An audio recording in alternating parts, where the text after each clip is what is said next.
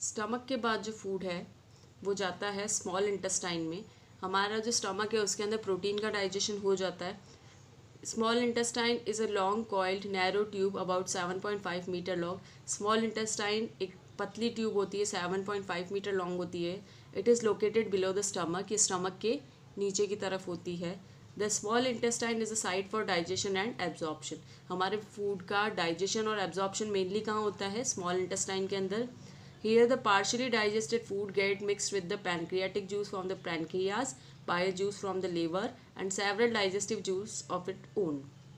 Small intestine के अंदर जैसे ये जो हमारा लिवर दिख रहा है आपको, लिवर, और ये नीचे क्या दिख रहा है? पैनक्रियास। तो लिवर के अंदर जो बाइल जूस है या पैनक्रियास का जो पैनक्रियाटिक जूस होता है, ये दोनों अपना जो सीक्रेशन है, इनका जो जूस है वो कहाँ? स्मॉल इंटेस्टाइन के अंदर सीक्रेट कर देते हैं। और इसके अलावा स्मॉल इंटेस्टाइन के खुद के भी कुछ डाइजेस्टिव जूसेस होते हैं, वो भी उसके अंदर होते हैं, जिससे कि फूड का जो कंप्लीट डाइजेशन जो है वो यहाँ पर होता है। यहाँ पे digestion of all the components of food gets completed ही है। जितने भी हमारे फूड के अंदर अलग अलग कंपोनेंट्स हैं, जैसे कि फैट्स, कार्बोहाइड्रेट, प्रोटीन, विटामिन, जितने भी हैं, उन सब का जो डाइजेशन हो रहा है, कंप्लीट डाइजेशन, वो कहाँ होता है? स्मॉल इंटेस्टाइन के अंदर। स्मॉल इंटेस्टाइन से फूड जाता है लार्ज इंटेस्टाइन में। नेक्स्ट जो प्रोसेस है वो है absorption. The digested food is now absorb by the wall of the small intestine. खाना जो है वो स्मॉल इंटेस्टाइन में पूरी तरह से एब्जॉर्ब हो डाइजेस्ट हो जाता है, और फिर जो वॉल्स है स्मॉल इंटेस्टाइन की वो उसको एब्जॉर्ब कर देती है। Small finger like projection are present on the inner wall of the small intestine. Small intestine में एक फिंगर जैसे प्रोजेक्शन, जैसे इस तरह से ऐसे स्ट्रक्चर निकले हुए होते हैं, फिंगर लाइक स्ट्रक्चर्स होते हैं। ये फिंगर लाइक स्ट्रक्चर्स को हम क्या बोलते हैं? विली, या सिंगुलर में इसको बोलते हैं विलस। ये these villi increase the surface area for absorption. ये जो विलाई होती है ये क्या करती है? सब सरफेस एरिया इंक्रीज करेगी एब्जॉर्प्शन के लिए। विलाई कंटेन ब्लड वेसल्स, इसके अंदर ब्लड वेसल्स होती है। The digested food passes through the thin walls of these blood vessels and entered the blood stream. जो डाइजेस्टेड फूड है हमारा वो इन्हीं वॉल्स से होते हुए ब्लड वेसल्स में जाता है और हमारे ब्लड के अंदर चला जाता है। ब्लड से होके अलग अलग बॉडी पार्ट्स में, अलग अलग सेल्स तक जो फूड है वो पहुंच जाएगा, ताकि वो उस फूड को यूटिलाइज कर सके अपनी बॉडी के अलग अलग सेल के अलग अलग फंक्शनिंग के लिए। Next process is assimilation. Assimilation is the process by which the cells receive the digested food. Food जो है वो रिसीव किस प्रोसेस से होता है अलग अलग सेल में? एसिमुलेशन के प्रोसेस से। Through the villi the absorb food is transported to all the parts of the body.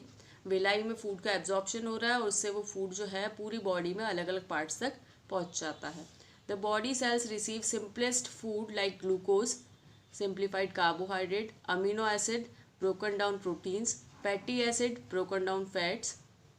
जो बॉडी के सेल्स है वो फूड को सिंपलेस्ट फॉर्म में लेते हैं। हमने जो खाना खाया वो कॉम्प्लेक्स फॉर्म में था, इसीलिए उसका पूरा डाइजेशन का प्रोसेस होता है, जिससे कि उस फूड को अलग सिंपल फॉर्म में चेंज कर दिया जाए। जब वो सिंपल फॉर्म में चेंज हो जाते हैं फिर विलाई के थ्रू वो ब्लड वेसल्स में मिक्स हो जाएंगे, चले जाएंगे, और वहाँ से वो अलग अलग सेल में पहुँच जाएंगे। जो उसका सिंपलेस्ट फॉर्म होता है, कार्बोहाइड्रेट का सिंपल फॉर्म होता है ग्लूकोज, प्रोटीन का सिंपल फॉर्म होता है अमीनो एसिड, और फैट्स का सिंपल फॉर्म होता है फैटी एसिड। तो हमारे सेल जो है वो उनको इसी फॉर्म में रिसीव करते हैं। ग्लूकोज गिव्स एनर्जी, ग्लूकोज हमें एनर्जी देता है। Amino acid are used as building block of the body. Amino acid protein का सिंपल फॉर्म है, और प्रोटीन हमें पता है बॉडी बिल्डिंग फूड है, तो ये हमारी बॉडी का बिल्डिंग ब्लॉक होता है, रिपेयर वगैरह में हेल्प करता है। And fatty acid are stored under the skin as energy bank. Fatty acid जो होता है ये फैट्स का सिंपल फॉर्म है। फैट्स जो है वो हमारी बॉडी स्किन के नीचे की तरफ स्टोर होते हैं, जो ये एनर्जी बैंक की तरह होते हैं। जब हमारी बॉडी को ज़्यादा एनर्जी की ज़रूरत होती है तो एनर्जी हमें फैट से मिलती है। लास्ट स्टेप जो होता है इस प्रोसेस का वो है egestion. The undigested food from the small intestine passes into the large intestine. जो सारा डाइजेशन का प्रोसेस तो हो गया, अब जो फूड पार्टिकल ऐसा है जो डाइजेस्ट नहीं हुआ हमारी बॉडी में, वो स्मॉल इंटेस्टाइन से कहाँ चला जाता है? लार्ज इंटेस्टाइन में। Large intestine is about 1 to 5 metre long. Large intestine 1 से 5 मीटर लॉन्ग होती है। The large intestine absorbs most of the water and certain salts from the water by absorption. Large intestine हमारा जो undigested food है उसके अंदर से जो वाटर और सॉल्ट है उनको एब्जॉर्ब कर लेती है. किसके प्रोसेस के थ्रू? एब्जॉर्प्शन के प्रोसेस के थ्रू. और the almost solid wet waste is then send to the rectum. जो सॉलिड वेट गीला वेस्ट जो है उसको कहाँ भेज दिया जाता है? रेक्टम में भेज दिया जाता है. This solid waste called faeces leaves the body through the anus. और ये जो सॉलिड वेस्ट है जिसको हम फीसिस बोलते हैं ये हमारी बॉडी से बाहर हो जाता है एनस के थ्रू.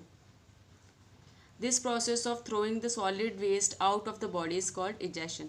ये जो प्रोसेस है जिसके अंदर हमारी बॉडी का जो वेस्ट प्रोडक्ट है उसको बॉडी से बाहर निकाला जाता है वो प्रोसेस क्या कहलाता है? इजेक्शन.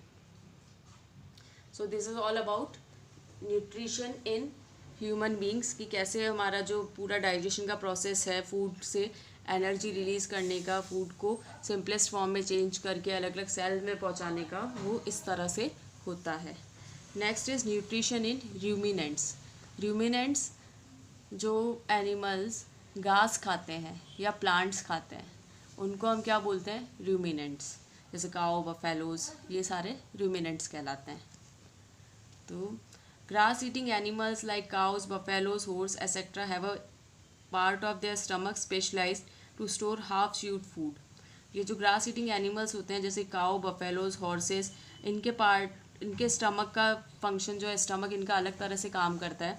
ये हाफ च्यूड फूड, जैसे हमारा एक बार क्या होता है, हमने खाना पूरा चबा के अच्छे से मिक्स करके फूड पाइप से स्टमक में पहुंचा दिया तो वो वापस आगे से आगे डाइजेशन उसका होता रहता है.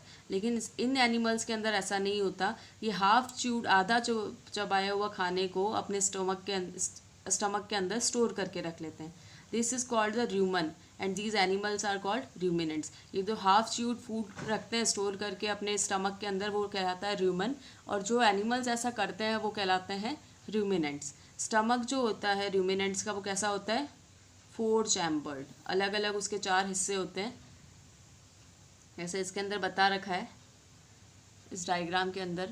फर्स्ट जैसे है रूमन, सेकंड है एबोमेसम, सेकंड है रेक्टिक्यूलम, थर्ड है ओमेसम और फोर्थ है एबोमेसम. ये इनके अलग अलग 4 चैम्बर के नाम है.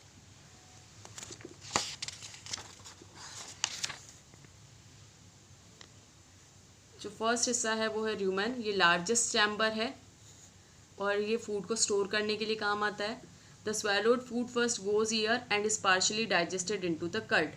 ये जो फूड, ये जो एनिमल्स उसको निगल रहे हैं, स्वेलो कर रहे हैं उस फूड को, सबसे पहले वो यहाँ पर रूमन में जाता है और यहाँ पर वो पार्शियली आधा अधूरा डाइजेस्ट हो जाता है कर्ड के फॉर्म में. Reticulum, this chamber looks like a honeycomb. ये मधुमक्खी के छत्ते जैसा दिखता है. It returns the curd back to the mouth for rumination. After rumination, the food is swallowed again and digested further. तो ये जो पार्ट है इसके अंदर जो कर्ड है वो वापस क्या होता है, फिर से माउथ में आता है रूमिनेशन के लिए और रूमिनेशन के बाद फिर से फूड को स्वेलो कर लेते हैं और उसका फिर से डाइजेशन होता है. जैसे आपने देखा होगा जो एनिमल्स होते हैं काओ, बफेलोज, ये क्या करते हैं फटाफट आधा अधूरा चबाए बिना अपना जो खाना है उसको निगल लेते हैं. क्यों निगल लेते हैं? क्योंकि इनकी बॉडी के अंदर एक सिस्टम होता है कि ये जो आधा अधूरा खाना निगल लेंगे उसके बाद जब ये खाना एक बार पूरा निगल लेते हैं उसके बाद वो खाना थोड़े थोड़े पार्ट में वापस से इनके माउथ के अंदर आता है. उसको फिर से वो बाद में अच्छे से पूरा चबाएंगे और फिर वापस उसको निगलते हैं. मतलब पार्ट्स में निगल रहे हैं उसको एक ही बार में. जैसे हमारे होता है ना, एक ही बार में पूरा खाना हमें अच्छे से चबा के फिर उसको निगलना होता है. इन एनिमल्स में ऐसा नहीं होता है कि एक बार उसको पार्शली उसको चेंज करके और स्वेलो कर लेते हैं और बाद में वापस उसको आराम से रूमिनेशन के लिए वापस उसको माउथ में ला सकते हैं. Third is omasum. This is the smallest chamber.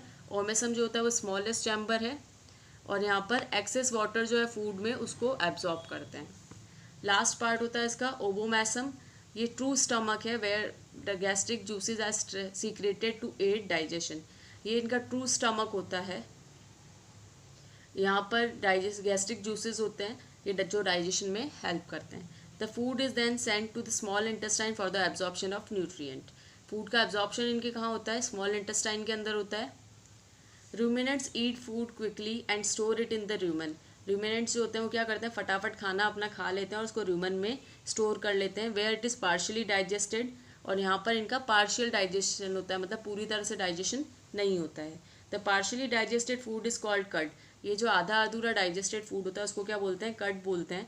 Van ruminants stop feeding, जब रूमिनेंट्स अपना खाना बंद कर देते हैं तो cud returns to the buccal cavity in the small lumps and is chewed again.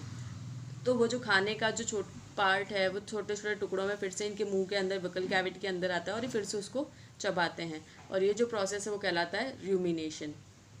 ये प्रोसेस रूमिनेशन कहलाता है। आपने देखा होगा जब एनिमल्स इस तरह से फ्री बैठे होते हैं तो वो अक्सर क्या करते हैं, अपने मुंह में उनका खाना वो चबाते रहते हैं। Digestion of cellulose. Grass is rich in cellulose. Grass जो होती है उसके अंदर सेल्यूलोज होता है। Most animals and human beings can not digest cellulose. ज़्यादा तक जो एनिमल्स या हम जो ह्यूमन बींग्स हैं हम सेल्यूलोज का डाइजेशन नहीं कर सकते।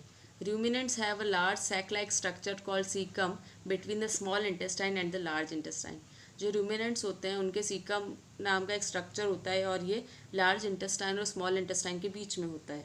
Cellulose is digested here with the help of cellulose digesting enzyme. Cellulose का डाइजेशन होता है इस सीकम में, और यहाँ पे एक सेल्यूलोज डाइजेस्टिंग बैक्टीरिया होता है जिसकी मदद से इसका डाइजेशन होता है। These bacteria are not present in human beings. ये बैक्टीरिया जो है वो हमारे ह्यूमन बींग्स के अंदर नहीं है, इसीलिए ह्यूमन बींग्स जो है वो ग्रास या सेल्यूलोज का डाइजेशन नहीं कर पाते हैं। So we are done with this chapter. Read this chapter. Thank you.